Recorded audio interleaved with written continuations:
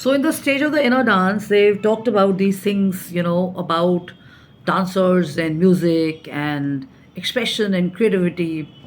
And now they've linked it to your own personality and your emotions. And we talk about anger, we talk about, violence, we talk about reactivity, we talk about what's ugly in the world, the unpleasantness, the rage, the tempers, corruption, and all that. But do we talk about the inner dance? So there is this thing about reference to the inner world here. So he says, back when we were in school, it was a tradition to offer something to the teacher every day. So when the teacher would come, she would distribute something in a box and all that, and children would laugh about it, saying that the teacher had given them an antique sweet with appreciation and stuff, and then she would, walk on and move on. And we would stuff our sweets in our pockets and at later quietly not even consume them and throw them away and stuff. And this is exactly what we do with our emotions. We carry our old feelings and we do not pay attention to our new feelings and the ideas that emerge in today's date and stuff. As a result of that, we mix our old stale impressions from yesterday's hurt and pain years ago, expectations from years ago, lifetimes ago, and we link them to the present time and stuff. It's like a kite which is flying high in the air, So there is this reference to this beautiful experience of flying a kite. Now the kite wants to go higher, and you've left the thread, and the kite wants to go higher and higher, fly higher and higher, but because you're holding it so strongly with the older stuff, it's coming down, right? It's like a person who wants to fly higher. It's like you want to soar higher, you want to fly higher, you want to go higher, you want to soar with your goals, with your purpose, with your dreams. But the older stuff is holding you back, the older hurt, the older pain, whatever. You moved on, you let go of it, situations have changed, years have gone by, but you're holding on to it and stuff, and you're linking it to the present times and stuff. Okay, so they refer to this Nartak Atma. Okay, so pardon me if I do not use the right terms. Firstly, I've got these moist eyes because of my neck cervical, so sometimes I get a little dizzy while reading. So I'm so sorry if I'm not spelling it, because, like I said, it gets dizzy for me at times.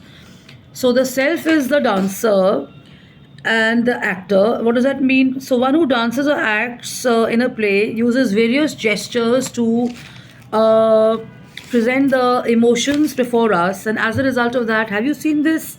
I've seen and attended so many culture meets and forums. I've been a part of and stuff, and I've been in auditoriums, and I've interacted with so many personalities as a child. My parents made sure we were in Trivandrum or other parts of the country, or I met so many musicians and dancers or personalities from all across the world. You see, various forms. I don't want to use those names here, but sometimes when they're angry, the eyes change, the faces go red. The body language changes and stuff. So they're expressing their anger, and then they have joy, and then they have happiness and love and all that. Okay. So now, if we need to express anger, the eyes turn red. If sorrow has to be shown, the entire body participates. Yet the dancer does not display or replay yesterday's expression in today's performance. So if you watch, the roles are so if you watch, a good dancer can give you good expressions. Similarly, in your life, when you get angry, how long does it take for you to cool down and return to normal? So much of time has passed, so you laugh again and again. A good dancer does not require much time. In an instant, he changes his feelings like this, from feeling upset or angry to coming back to normal and stuff. So why do you hold your anger, and why do you hold so much against people and stuff? Why do you not let anger come down and let it just come and go? So just like love arises and dissolves, and fear appears and disappears, why do you not let love just reappear and the anger just go away? If you observe, you will see that there is no emotion, desire, worry, or any emotion that lasts forever. With a little awakening, you will realize that you naturally dissolve everything and new emotions come into play. When we understand this, we can let our expectations from time to time drop away. Why the hell are we expecting so much? And why are we not wanting to heal all our hurt or our pain or our um, why we expecting so much and stuff? And why don't we just wake up and see life is a play, life is a celebration? This is what I say: life is a celebration, life is joyful. Why do we not let just everything dissolve instantly? And Shiv called this Mahakal, the grand time, the sense of self. And can we not just experience this effortlessly? And do we have to will it take time for us to realize that there's a deeper connection to existence? And as the giver of the experience, self Shiv sutras are timeless. So this, as the giver of the experience of self, Shiv sutras are timeless. This is what they've left us on. This is the Gurudev of Shri Shri Ravi Shankar ji. And it's a very nice article, because in today's world you see hate, anger, jealousy, remorse. You see so much corruption, violence, so much, and we try and we use creativity, we use music, we use culture, we use expression, we use writing, we use design, we use architecture, we use talking, we use movie making, we use art as an expression and stuff. But do we realize this? Do we pay attention to the inner world? Do we spend time?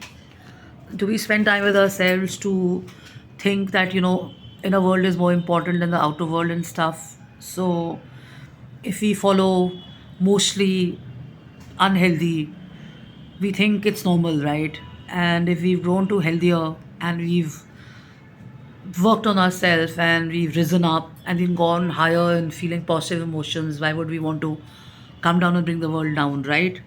So I would like to leave you on this note. Ponder about it, think about it, that if people have worked on themselves and people have been exposed to better or are exposing themselves to better, why must other people hold them?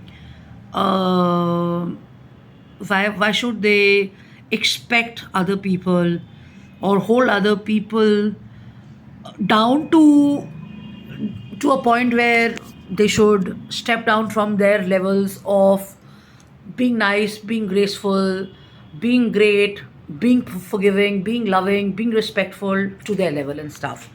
So Natak Atma, the stage of inner dance, is the most important and stuff. Probably one can learn dancing and stuff. I think I kind of really like this article. It made me question and think a lot, because I work a lot on my inner world. This is not about me, but because I follow Buddhism, Buddhism also teaches us this, and it talks about the inner world. That the inner world is what drives your outer world. No matter uh, how much the outer world changes, if you do not do the inner work, the outer world remains the same.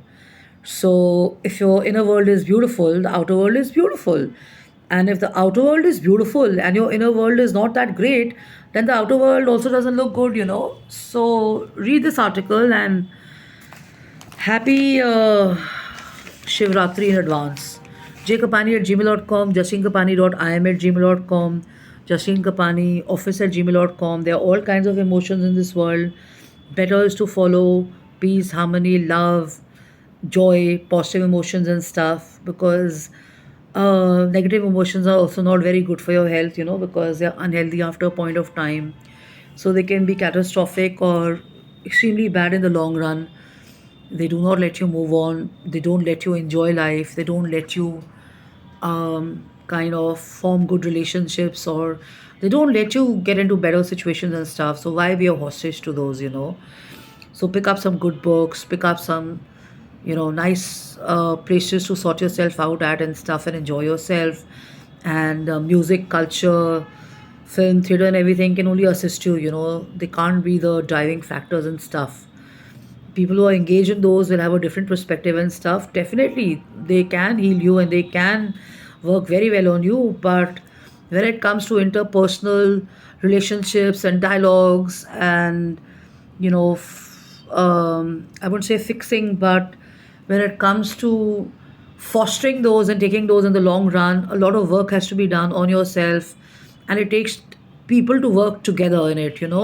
So their music and culture can't work much, because everybody's not involved in music and culture or in movies or in theater and stuff, because professional world doesn't work like that. Corporate work doesn't work like that. A lot of people don't function like that, so it's to each one his own. So try using a holistic approach of letting your guard down and letting only your positive emotions function and stuff. So do the inner work, and it only takes discussion and dialogues and opening up yourself to people. That's what works the best. If you're a good friend to someone, then only they can be a good friend to you and stuff. Yeah.